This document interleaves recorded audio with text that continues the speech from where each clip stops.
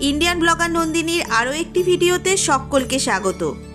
বন্ধুরা, আশা করি সবাই ভালো আছেন, সুস্থ আছেন। ভগবান শ্রীকৃষ্ণের অশেষ কৃপা পেতে এবং রাধা রানীর কৃপা পেতে কমেন্ট বক্সে অবশ্যই লিখুন জয় শ্রীকৃষ্ণ, রাধে রাধে। আজকের পর্বের বিষয় হলো এই বছর অর্থাৎ 2025 সালে বাংলার 1432 বঙ্গাব্দে উৎপন্না একাদশী কবে অনুষ্ঠিত হতে চলেছে, 15 নাকি 16 নভেম্বর। জেনে নেব উৎপন্না একাদশী ব্রত মাহাত্ম্য, ব্রতের নিয়ম, জানব পারণের সম্পূর্ণ সময়সূচি নিয়মসহ। কার্তিক মাসের একাদশীর বিধিনিষেধ জানব এবং উৎপন্না একাদশীতে কোন সবজি এবং খাবার একেবারেই নিষেধ শাস্ত্র অনুসারে। এই সব কিছুই জেনে নেব আজকের এই পর্বে। মূল পর্বে যাব তার আগে ইন্ডিয়ান ব্লগার নন্দিনী চ্যানেলটিকে সাবস্ক্রাইব করে পাশে থাকা বেল আইকনটি প্রেস করার অনুরোধ রইল, যাতে সকল ভিডিওর নোটিফিকেশন আপনারা খুব সহজেই পেয়ে যান। চলুন শুরু করা যাক আজকের ভিডিও।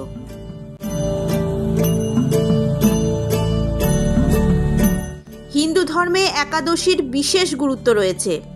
বছরে মোট 24টি একাদশীর তারিখ আসে, যার প্রতিটি নিজস্ব পৌরাণিক এবং ধর্মীয় গুরুত্ব রয়েছে।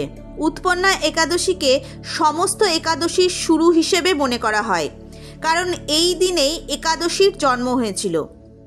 উৎপন্না একাদশী কেবল ধর্ম ও ভক্তির উৎসব নয়, এটি আত্মসংযম, তপস্যা ও শ্রদ্ধার প্রতীক। শাস্ত্র অনুসারে উৎপন্না একাদশীর দিনে উপবাস রাখা, দীন দুঃখী দরিদ্রদের দান করা এবং ভগবান বিষ্ণুর পূজা করলে মানুষের সমস্ত পাপ নষ্ট হয়ে যায় এবং তার মোক্ষ লাভ হয়। এই উপবাস জীবনকে ইতিবাচকতা, নিয়ম, মানসিক শান্তি এনে দেয়। যারা জীবনে কঠিন পরিস্থিতির মুখোমুখি হচ্ছেন তারা এই একাদশীর উপবাস রাখেন এবং ভগবান বিষ্ণুর আশীর্বাদ লাভ করেন। সনাতন ধর্মশাস্ত্রগুলিতে এই একাদশীর বিস্তারিত বর্ণনা রয়েছে।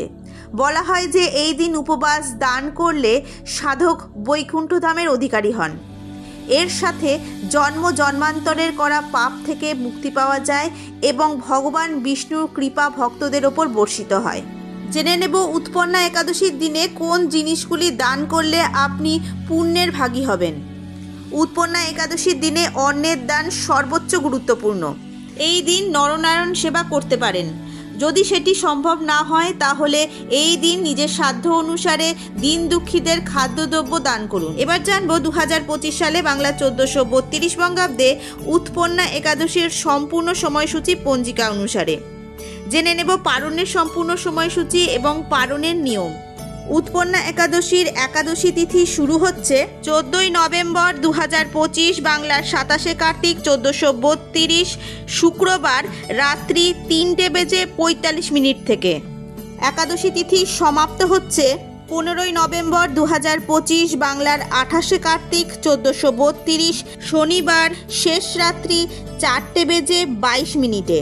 এই বছর অর্থাৎ 2025 সালে বাংলা 1432 বঙ্গাব্দে উৎপন্না একাদশীর ব্রত উপবাস পালিত হবে 15 নভেম্বর 2025 বাংলার 28 কার্তিক 1432 শনিবার। এবার জেনে নেব এই বছর অর্থাৎ 2025 সালে বাংলা 1432 বঙ্গাব্দে উৎপন্না একাদশীর পারণের সম্পূর্ণ সময়সূচি নিয়মসহ। এই বছর উৎপন্না একাদশীর পারণ অনুষ্ঠিত হবে 16 নভেম্বর 2025 বাংলার 29 কার্তিক 1432 রবিবার দিবা 10:39 গতে স্মার্ত মতে উৎপন্না একাদশীর পারণ সম্পন্ন হবে। এবার জানবো উৎপন্না একাদশীর ব্রত কিভাবে পালন করবেন।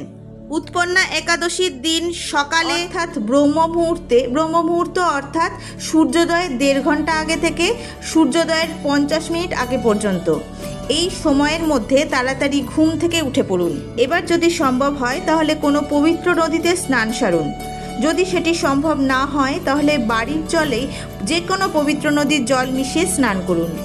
এবার হাত জোড় করে শ্রীহরির চরণ কমলে আশ্রয় প্রার্থনা করুন।